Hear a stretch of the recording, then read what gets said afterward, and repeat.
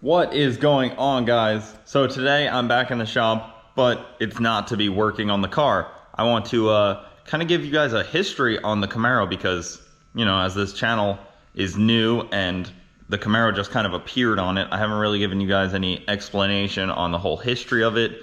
A lot of people who follow me on Instagram for a long time know the whole history of it, but some people may need a refresher. First off, before this video starts, I'm gonna give a quick shout out to our paint sponsor for this video, Mitchell and Adrian. They came in here middle of the night, like 2 a.m., painted this mural on here with my last name, which is awesome, and then they painted the whole ceiling. So Mitchell and Adrian absolutely killed it. Huge thank you to those guys because I absolutely hate painting, and they didn't even know that, but I hate painting. I got a quote to do it, but I'm also cheap. So it's so awesome that they came in and did that. It's just unreal. It was awesome having them here for a full like 5 or 6 days, just hanging out. They were working on their car. I was kind of butting in with just help in any way I could and helping with tools, whatever they needed. I opened the shop door and let them just have at it. Glad that all worked out. They're back on the road, on their way back to Texas. So go give them a subscribe. They have a lot of cool cars, a lot of cool stuff going on. They'll be at a lot of races that I'm going to as well. But for this video, I wanted to sit down here and talk about this here Camaro. As you can see, it's a race car, kinda. It's not really, I don't know. It is a race car, I'll give it that. But it kind of just appeared. Nobody really knows on the channel the true history of it. You've probably heard me talk a little bit about the previous setups in it and stuff that was done before and all that stuff. So I'm gonna try to give you guys a full rundown on it from when I bought it to where it is now. It's went through a lot of different changes, a lot has been done to it, and a lot was done in this garage, more than you probably imagine. And then I'll also talk about why it has a 2JZ, because that's probably the most confusing part for a lot of people. Why would a Camaro that came with an LS have a 2JZ? All right. Pull up a chair, drink my bang, and let's talk. Oh, I'm pretty far away from you guys. This is not exactly the most comfortable seating position. All right, guys, so bear with me. There's gonna be obviously a lot of talking in this video. I'm gonna try to play up as many clips from the Camaro's history as I can. And it should be pretty fun because I've never actually sat down and told this story from start to finish. Try to cover all bases here. So let's start at the beginning. Obviously, you guys all know I worked for the Cleus McFarlane YouTube channel. And you never actually saw that car on the channel as far as I can remember. You guys basically only knew that I had the V1. The V1 was kind of a, it's the most YouTube friendly way to say this. It's kind of a, yeah, I'm kind of drawing a blank on the terminology to use to describe that car. I'm sure some of you guys can imagine some of the colorful language I would use to describe it that's not YouTube friendly. But aside from that, you guys know I fought with that car tooth and nail every step of the way. It was always a struggle. It always had problems. There was always something breaking on it. Always. But I'm not gonna say I'm not to blame for that. I tried to drag race a car that was like 4,500 pounds, stick shift, making 700 horsepower. But I had good parts in it that kept breaking. Very expensive, very good parts. So it kind of came to a point where it needed a big overhaul, which I was not prepared to shell out the money for, and frankly, I just did not have the motivation at that point to do it. So just around that time where it kind of kept breaking, I had bought this house that I'm in now with this garage. And then I bought this house with the idea of being able to build cars out of this garage. So immediately I got on Facebook Marketplace and started going through cars to buy. I was looking at different chassis. I wanted a Fox body, I wanted a Camaro, I wanted something drag race oriented. And I just did not know what I wanted. I didn't really like F-bodies. I thought they were kind of weird looking. I thought it was kind of like a terrible platform. They don't have great rear ends for trying to go fast. But I found one for cheap, and I went and took the 2-hour drive to go get it. And that's how we ended up with this guy right here. So that is my $900, 300,000 mile 4th gen Camaro. Yeah, so it was not a clean car in any way. It has dents, it has, you know, wear and tear on it, but that didn't matter to me because I just needed the shell. It didn't have rust on it, so I just basically said, it's sold. You know, the price was perfect, so I started, so I got it home, I sat down with James, and me and James kind of made a plan of what I was gonna do. He's obviously 2 hours north of me, so he's not gonna be able to come and help me all the time. So basically, we just made a plan and I started to do it. I saw him every single day, so it was perfect. I worked all night. I was at the shop every day, got to pick his brain a little bit, and he kind of kept pointing me in the right direction. My goal was to build it for as cheap as possible. I went on Facebook Marketplace again and got a Power Glide for 1,100 bucks. It had a manual valve body, it had some good internals. It was a decent Power Glide, had never been used. And I had all this stuff from the V1, the ECU, the Holley ECU, the injectors, the fuel system, the blower, the motor, all of that stuff that I swapped directly into the Camaro. I bought a K-member for it, which is still in the car, and it was just an easy swap. Wired it all myself. I literally did everything myself from the time it pulled into this garage, from the time it left. The only thing that I had help with was the brake lines, and that's a whole story in itself. James helped me with that, but that was like a 2 a.m. project trying to get it ready for an event. We didn't get it ready for the event, but that's aside the point. So I knew that the motor was not all that stout. It only made probably 550, 600 horsepower through the Power Glide. So I figured I need to kind of go crazy with my suspension. So I bought a Midwest chassis 9-inch and all Viking coilovers and rear brakes and the 15-inch conversion, all of that to try to help it get down the track as efficiently as possible, because I knew with my little bit of power I was going to have to make the chassis really work. I had all kinds of transmission problems. The transmission didn't work. James took it apart for me, put new parts in it for me. That was really killer on his part. Aside from those two things, nobody else had their hands on the car at this point. It had been completely done by me, and I was just on cloud nine. I was so excited to have this very stout running car at this point. Like, it was choppy, it had open headers, it was rowdy in my opinion. Drove it around the neighborhood a little bit. It really drove well. It would try to pull the wheels on the street because the anti-roll bar was not even welded in yet, but the chassis was great. No cage still at this point. I hadn't even tested it yet.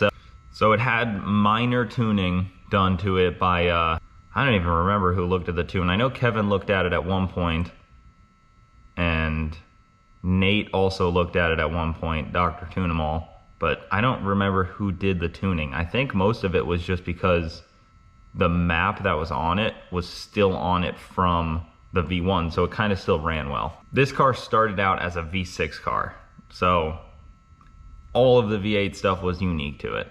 It was very fulfilling to have this car roll out of the shop, running and driving. I spent so many late nights working on this thing, so many early mornings before I went into work. Like, I hustled on this car. I think I built it in like 4 months, like from a V6 car to a running, driving LSA combination.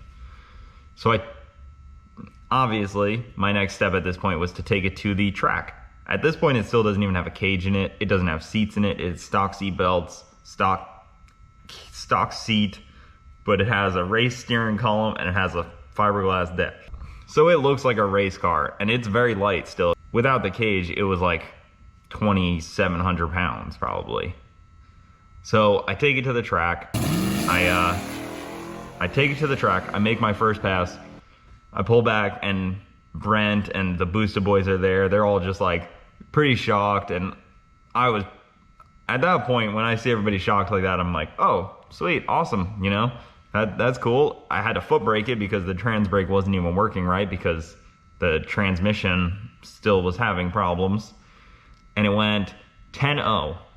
First rip, 10-0. I was blown away. And that was with me lifting because it started to run out of fuel, breaking up on the big end.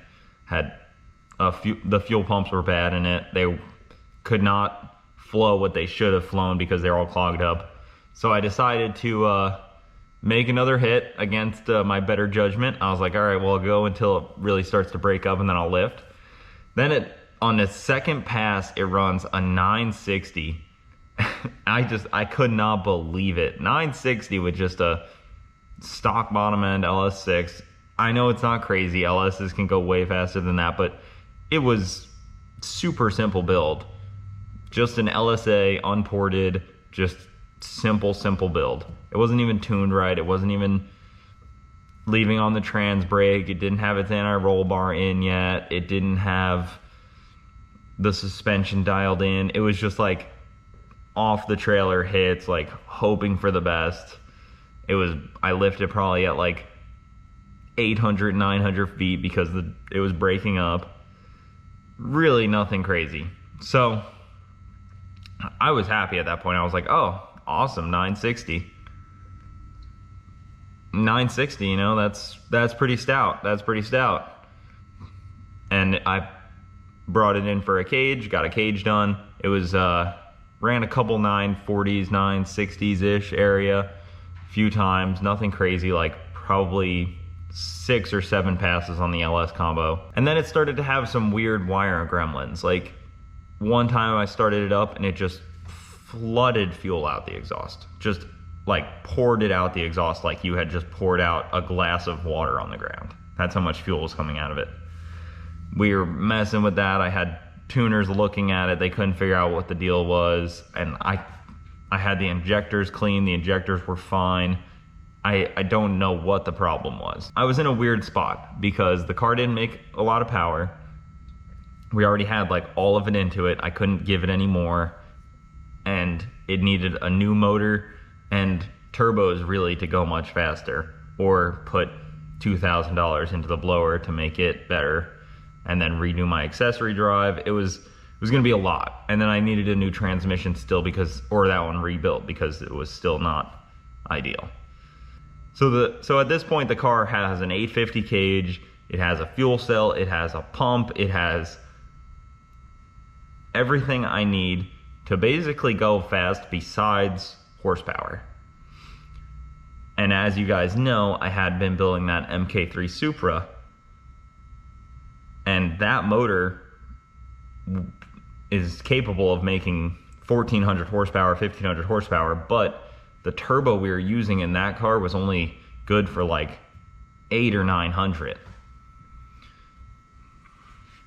So instead of kind of building two cars, I decided my best bet would be to kind of combine the two cars.